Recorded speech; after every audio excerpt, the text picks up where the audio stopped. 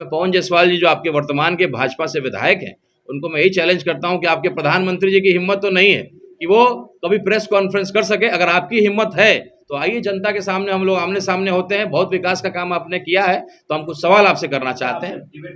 बिल्कुल, मुझसे डिबेट करें, जनता से डिबेट करें। मैं उनसे आग्रह करूंगा, निवेदन करूंगा कि आइए, जनता के साथ हम लोग डिबेट करते हैं। AIMIM जो मेरी पहली और आखिरी पार्टी है, एक क्षत्रिय का बेटा हूं। हम लोग के समाज में कहावत है कि प्राण जाए पर वचन न जाए। विधायक जी, पूर्व विधायक जी, आप लोगों ने बहुत अच्छा काम किया है। अब जो है जनता विकल्प तलाश रही है, एक मजबूत और एक ताकतवर व्यक्ति को जो जनता के हित के लिए लड़े। अगर आपको RTI करना नहीं आता है तो आप मेरे कार्यालय आइए।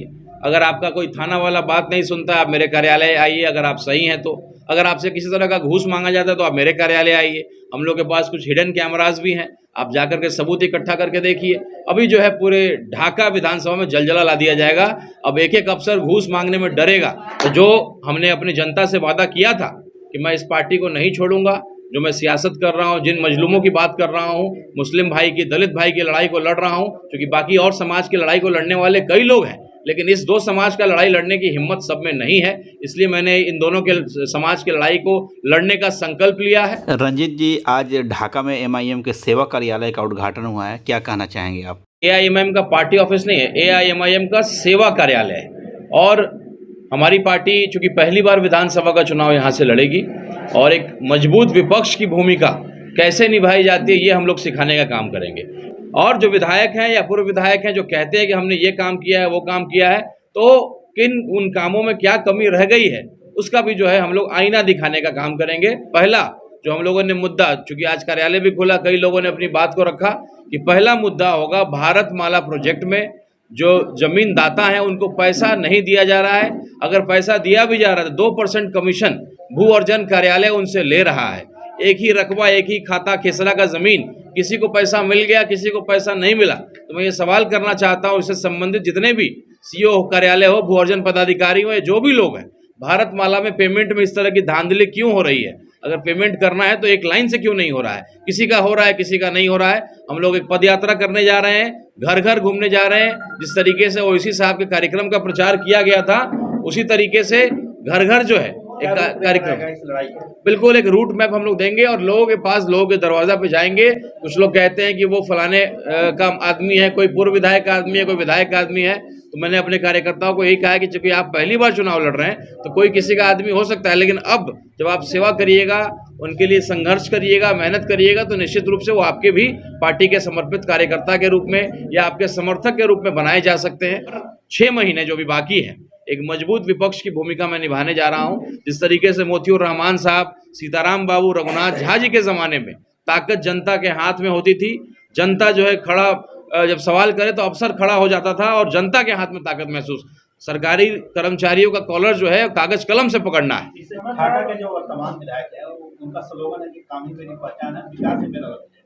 पूर्व विधायक का स्लोगन है कि मैंने ढाका में विधायक रहते हुए भ्रष्टाचार मुक्त किया था, एक पर पुनः अगर विधायक बनेंगे तो ढाका को भ्रष्टाचार मुक्त बनाएंगे। आपका क्या स्लोगन है? चलिए, दोनों विधायक जी लोग को बहुत बहुत शुक्रिया कि आपने जो भी किया है ढाका के लिए किया है, लेकिन किया कितना किया जाना चाहिए था वो नहीं हो पाया। आज एक भी बस स्टैंड जो है ढाका को नहीं मिला हुआ है।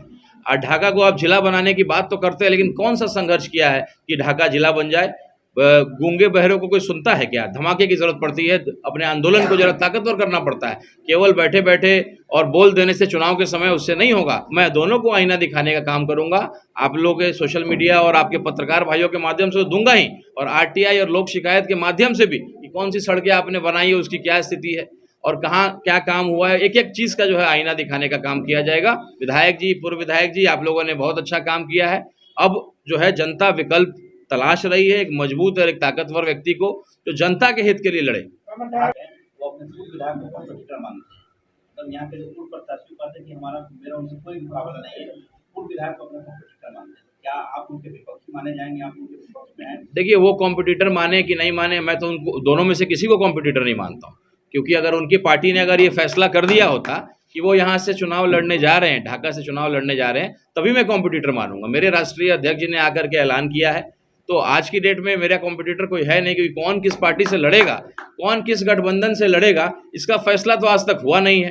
तो मेरा कॉम्पिटिटर आज की डेट में कोई नहीं है और मैं लोगों के पास वोट मांगने नहीं जा रहा हूँ। वोट का समय जब आएगा तो देखा जाएगा। मैं लोगों की सेवा करने निकल रहा हूँ। आप देखेंगे कि लोकसभा के चुनाव में चुनाव हारने के बाद लोगों ने कहा था कि पार्टी बदलेगा, या जीत जाएगा तो भी पार्टी बदलेगा, हार जाएगा तो भी पार्टी बदलेगा, लेकिन उन सबको गलत ठहराते हुए और उतनी ही शिद्दत से, उतनी ही मेहनत से मैं जो है इस संघर्ष को कर रहा हूँ। पार्टी के लिए एक मजबूत कार्यकर्ता के रूप में खड़ा हूँ, लोगों की सेवा कर रहा हूँ और अपनी पहचान बनाई है।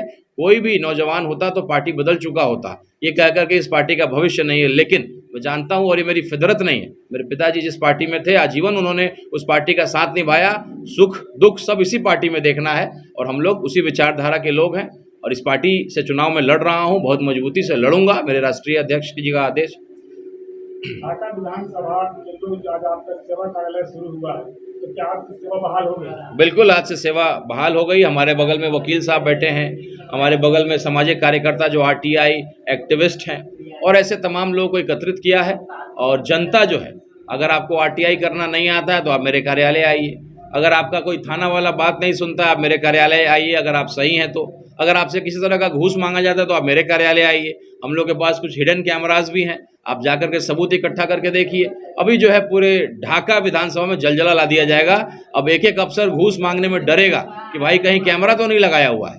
पेन में कैमरा हो, मोबाइल वाला तो लोग जरा बच लेते हैं, ऐसे कई सारे कैमरा की व्यवस्था हम लोगों ने की है। और यहाँ जो घूस मांगेगा और जा करके केवल कहिए कि आप AIMIM के कार्यकर्ता हैं और आपसे अगर घूस मांग लिया गया, अगर आप सही चीज़ के लिए जा रहे हैं तो आप इस कार्यालय में आइए। पूरा एक कार्यकर्ता, पूरा हुजूम आपके साथ खड़ा रहेगा। और हम लोग लोकतंत्र की ताकत को समझते हैं, पढ़े लिखे लोग हैं, MBA इंजीनियरिंग किया है, 10 साल नौकरी किया है, उसके बाद सामाजिक क्षेत्र में आए हैं। तो यूं ही नहीं आए हैं, कुछ अलग करने आए हैं।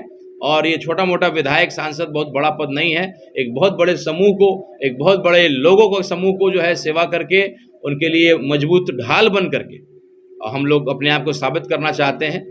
और निश्चित रूप से जिस तरह का साथ मिल रहा है, ओवैसी साहब के आने के बाद एक नया समीकरण तैयार हो गया है। जो लोग मेरी शिकायत करते थे, खास करके फॉरवर्ड समाज के लोग, जो मेरे अपने लोग थे, मेरे जो समाज के परिवार के लोग थे, वो भी पहले कहते थे कि भाई किस पार्टी में हो, किस पार्टी में अपना समय बर्बाद कर रहे हो। लेकिन आज वही लोग मेरी तारीफ कर रहे हैं कि भाई आप लोगों ने, आपने सर्जिकल स्ट्राइक कर दिया बहुत मजबूती से। और अब दिख रहा है कि ढाका का समीकरण आपके साथ होता चला जा रहा है। और जिस शिद्दत से आप मेहनत कर रहे हैं, अगर यही रफ्तार रहा तो चुनाव से पहले डिक्लेयर हो जाए कि राणा रंजीत सिंह यहाँ 50,000 वोट से चुनाव जीतने जा रहे हैं।